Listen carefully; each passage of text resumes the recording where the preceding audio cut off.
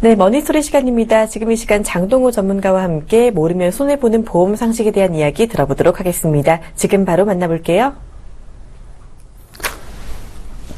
안녕하세요. 장동호 사정사입니다. 지난 시간에는 모르면 손해보는 보험 상식이라는 주제로 여러분들이 가입하고 계신 보험증권을 보면서 중요하게 확인해야 될 부분, 세 부분을 한번 말씀을 드렸습니다. 혹시 기억나시나요? 오늘 이 시간 두 번째 시간으로 지난주 우리 대법원에서는 중요한 판례가 하나 나왔습니다. 여러분들도 잘 알고 계시는 내용일 텐데 자살에 대한 재해 사망보험금 관련된 판례입니다. 이에 대해서 문의 전화가 많아서 오늘은 그 판례 내용이 어떤 내용인지 또 그리고 약관에서 어떤 부분이 분쟁이 되는지를 한번 살펴보도록 하겠습니다. 아울러 약관에서 재해와 유사한 개념으로 상해라는 용어를 사용하게 되는데 과연 재해와 상해가 같은 개념인지 혹 다르다고 하면은 어떻게 다른지에 대해서도 한번 짚어보도록 하겠습니다.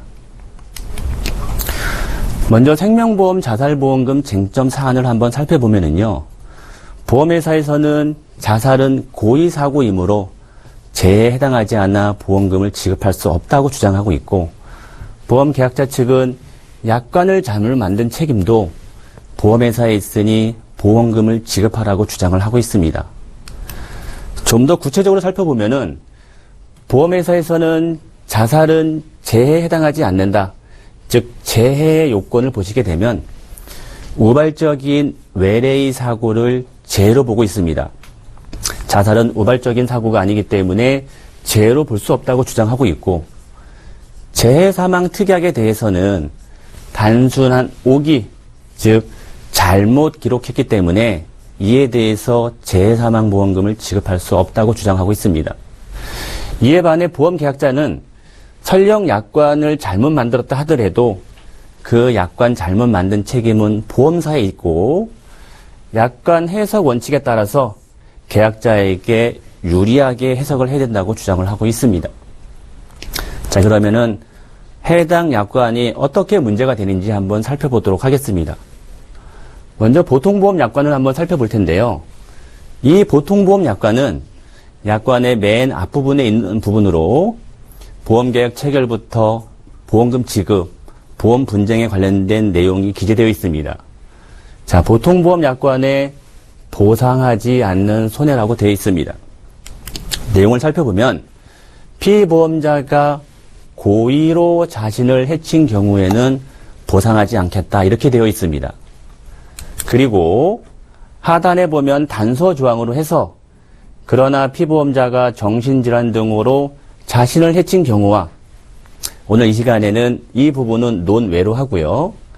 계약의 책임 개시일로부터 2년이 지난 후 자살하는 경우 또는 자신을 해침으로써 장애 등급 분류표상 1급의 장애 상태가 되었을 때는 그러하지 아니합니다. 이렇게 되어 있습니다. 자, 2005년 4월 1일 이후 약관에서는 이 1급의 장애에 대해서 합산 장애율 80% 이상으로 기록이 되어 있습니다. 같은 내용으로 보시면 될 것 같고요. 생명보험에서는 1급의 장애와 80% 이상의 장애를 사망과 동일시하고 있습니다. 이 약관에서 그러하지 아니합니다라는 뜻은 보험금을 지급하지 않는 손해에 그러하지 아니합니다라고 되어 있는 부분은 보험금을 지급하겠다는 얘기입니다. 네. 자, 그러면 이 보험금은 일반 사망보험금을 이야기할까요? 아니면 재해 사망보험금을 이야기할까요? 우리가 자살의 형태를 한번 살펴보면은 농약 등을 마시는 음독 자살 또는 아파트 옥상이나 다리에서 투신하는 투신 자살 또는 의사라고 하는 넥타이나 노끈으로 목을 매는 자살 또는 번개탄을 차량에서 피워서 자살한 등 우리가 봤을 때 질병으로 인한 사망이 아니고 외부적인 요인으로 사망을 했기 때문에 이것은 재해 사망으로 생각하기 쉽겠지만 보험 약관에서는 재해 개념에 대해서 우발적인 외래의 사고로 정의를 하고 있습니다.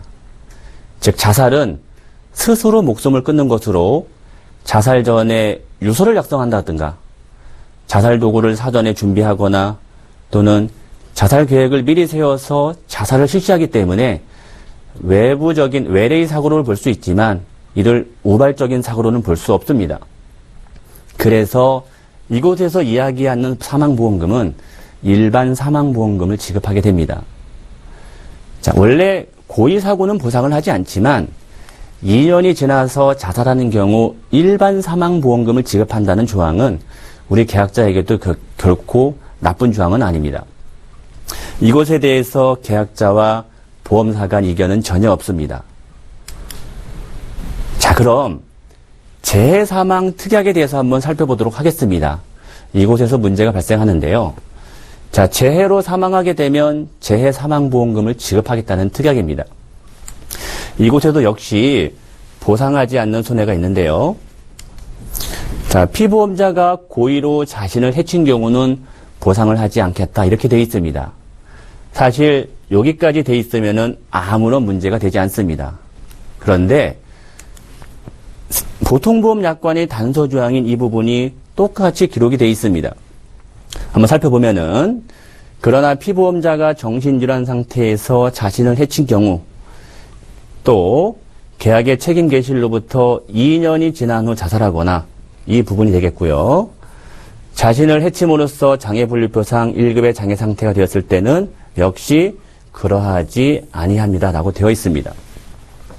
자, 그럼 여기에서 그러하지 아니합니다는 일반 사망보험금을 지급한다는 이야기일까요? 아니면 재해사망보험금을 지급한다는 이야기일까요? 네, 맞습니다. 재해사망 특약이기 때문에 여기에서 사망보험금은 재해사망보험금을 지급한다는 이야기입니다. 결국 보통보험약관에서는 자살에 대해서 일반 사망보험금을 지급한다고 되어 있고 재해사망 특약에서는 재해사망보험금을 지급한다고 되어 있어서 분쟁이 생기는 겁니다. 사실은 이 단서조항이 빠져 있어야 되는 부분입니다. 결국 보험사가 이 부분을 잘못 기재했다고 이야기하는 부분입니다. 보험약관마다 주계약에 재해사망 특약이 들어있는 경우들도 있고 회사마다 이와 같은 단서조항이 없는 정상적인 약관들도 있기 때문에 해당 약관을 반드시 살펴보시기 바랍니다. 자, 그러면은 우리가 약관을 볼 때 약관을 어떻게 해석해야 되는지 약관 해석 원칙에 대해서 한번 알아보도록 하겠습니다. 자, 비단 이 약관 해석 원칙은 보험뿐만 아니라 여러 계약의 약관에 해당될 수 있습니다. 자, 약관이라는 것은 어느 한쪽이 일방적으로 작성을 하다 보니까 계약의 상대방이 불리하게 작용할 수 있어 법률로 일정 부분 규제를 하고 있습니다.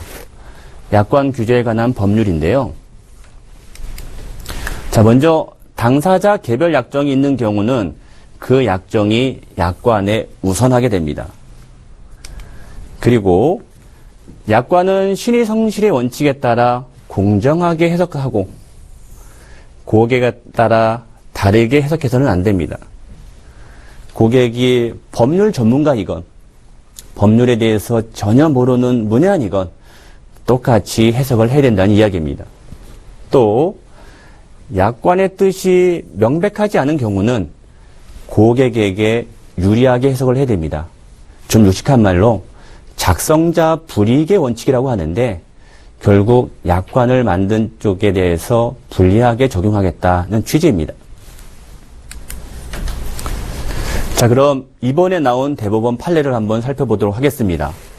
2015-243347 판례인데요. 자살에 대한 재해사망보험금 지급을 하라는 취지의 파기환송입니다. 사실 원시민 고등법원에서는 보험회사에서 재해사망보험금을 지급할 책임이 없다고 판결을 했었습니다.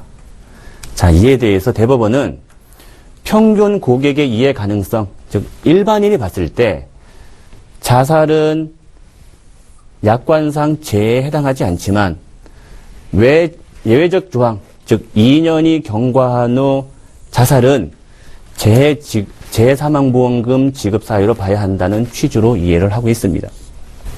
결국 우리 대법원에서는 약관 해석 원칙에 충실해서 계약자의 손을 들어준 것입니다. 자, 이와 유사한 소송들이 여러 건이 있고 금감원에서도 관련된 민원 사안이 너무나 많은 상황에서 이번 대법원 판례는 앞으로 진행된 소송이라든가 보험금 청구에 대해서 영향을 미칠 수 있기 때문에 중요한 판례라고 할 수 있을 것 같습니다.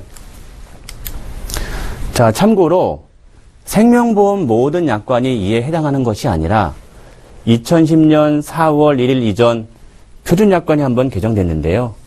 이 약관 개정 이전의 상품에만 해당된다는 것도 알고 계시기 바랍니다. 자, 그럼 상해와 재해에 대해서 한번 알아보도록 하겠습니다. 우리는 상해와 재해를 같은 개념으로 혼동해서 사용하고 있는데, 먼저 상해는 손해보험에서 사용하는 용어입니다. 급격하고도 우연한 외래의 사고, 즉 여러분이 잘 알고 계시는 급격성, 우연성, 외래성 이 세 가지 요건을 충족할 때 상해라는 용어를 사용하고 있습니다. 자, 이에 반해 재해는 생명보험에서 사용하는 용어입니다. 한국표준질병분류사인상 S00부터 Y84에 해당하는 우발적인 외래의 사고를 재해로 보고 있습니다. 조금 전에 자살 같은 경우 사전에 계획하에 결과가 예측되는 사안이기 때문에 외래의 사고에는 해당하지만 우발적인 사고에는 해당하지 않아 재해에 해당하지 않는다고 말씀을 드렸습니다. 자, 그리고 1군 법정 전염병인 콜레라, 장티푸스, A형 간염 등, 자, 우리가 보기에는 질병 같지만 이와 같은 법정 전염병은 외부적인 요인, 즉 공기나 물을 통해서 전염이 됩니다. 그래서 우리 생명보험에서는 이와 같은 1군 법정 전염병도 재해로 보고 있습니다. 자, 경미한 외부 요인은 우발적 외래의 사고로 보지 않습니다. 우리 법원 판례나 금감원 조정 결정 사례를 보게 되면 사고 기여도 25%인 경우 이는 경미한 외부 요인으로 재해에 해당하지 않는다고 판시하고 있습니다. 결국 사고 기여도가 30%가 안 되는 경우는 경미한 외부 요인으로 재해에 해당하지 않습니다. 자, 의료사고 같은 경우 재해에 대한 논점은 없겠으나 의료사고가 아니더라도 처치 당시에 재난의 언급이 없었으나 이상 반응이나 합병증을 일으킨 외과적, 내과적 처치, 즉 Y83에서 84에 해당하는 것들도 재해로 보고 있습니다. 자, 그럼 예를 한번 들어볼까요? 자, 사망진단서상에 직접 사인이 심장 정지로 되어 있고 선행 사인이 A형 간염으로 기재되어 있는 경우 과연 생명보험과 손해보험에서는 사망보험금이 어떻게 지급될까요? 네, 손해보험에서는 질병사망보험금이 지급이 될 것이고요. 생명보험에서는 일반 사망보험금에 추가로 재해사망보험금이 지급될 수 있습니다. 조금 전에 말씀드린 것처럼 A형 간염이 재해에 해당하기 때문입니다. 자, 이와 같이 재해와 상해는 같은 개념 같으면서도 그 내용이 많이 다릅니다. 이 부분도 한번 기억을 해주시기 바랍니다. 자, 오늘은 자살에 대한 재해 사망보험금 관련 대법원 판례와 상해와 재해에 관해서 알아봤습니다. 조금 어려운 내용이 있으니 인터넷을 통해서 꼭 복습을 하시기 바랍니다. 그럼 다음 이 시간에 뵙겠습니다. 감사합니다.